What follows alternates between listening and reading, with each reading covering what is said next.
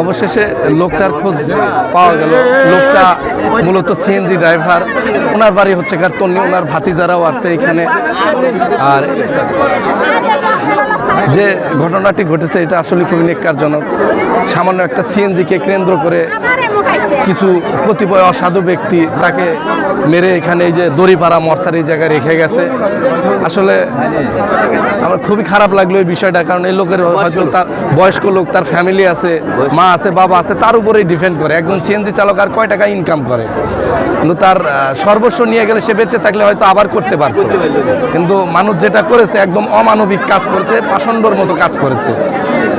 সেটা লোক তাকে দেখার জন্য বিভিন্ন দূর দূরান্ত থেকে লোক আসছে। এটা আমরা তীব্র নিন্দা প্রতিবাদ জানাই, এবং যাতে সুষ্ঠু তদন্ত সাপেক্ষ প্রকৃত যারা দোষী তারা যাতে সাজা পায়। তাছাড়া আজকে এই জায়গায় হয়েছে, কালকে ওই জায়গায় হবে, সেজন্য আমরা ঊর্ধ্বতন কর্তৃপক্ষ, এখানে আমাদের পুলিশ ভাইয়েরা সবাই আসছে, সবার কাছে আকুল আবেদন যেটার সুষ্ঠুভাবে তদন্ত করে আসলে প্রকৃত দোষী কারা তাদের যেন আইনের আওতায় আনা হয়।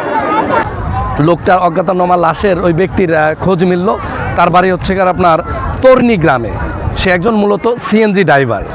তো কে বা কারা যেন ওই সিএনজি ড্রাইভারকে মেরে ফেলে রেখে তার সিএনজিটা নিয়ে চলে যায়। আর সেটা উঠছিল রাত প্রায় 12টার পরে।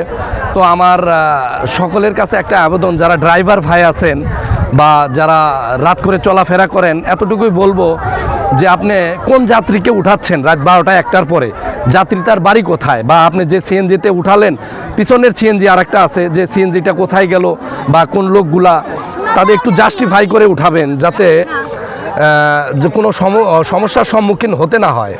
কারণ রাত 12টার পরে বা 1টার পরে রাস্তায় যারা চলাফেরা করে তারা হয়তো কেউ বিপদে পড়ে বেরোইছে অথবা দুষ্ট লোক।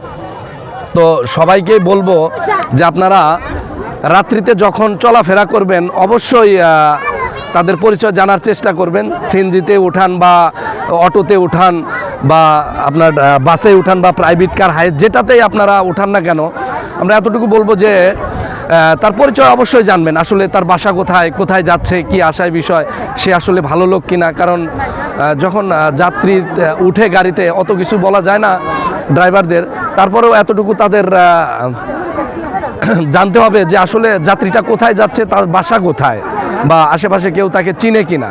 তাহলে হয়তো এরকম অবাঞ্ছিত ঘটনা ঘটতো না। আবার কিছু কিছু লোক আছে তারা কিছু বেশি অর্থের লোভে মানে কোনো কিছু জিজ্ঞাসা করে না।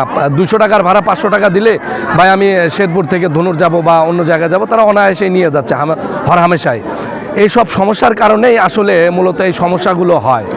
আপনি যাকেই উঠান না কেন, যে কোনো যাত্রীকেই উঠান না কেন, এটা আপনার মাথায় রাখতে হবে আপনি কোন যাত্রীকে উঠাচ্ছেন, তাকে আপনি চিনেন কিনা, তার বাসা কোথায় বা কোথায় যাচ্ছে সে, আশেপাশের কোনো সিএনজি ড্রাইভার বা কোনো ড্রাইভার তাকে চিনে কিনা, এগুলো জাস্টিফাই করে তারপরে উঠাবেন।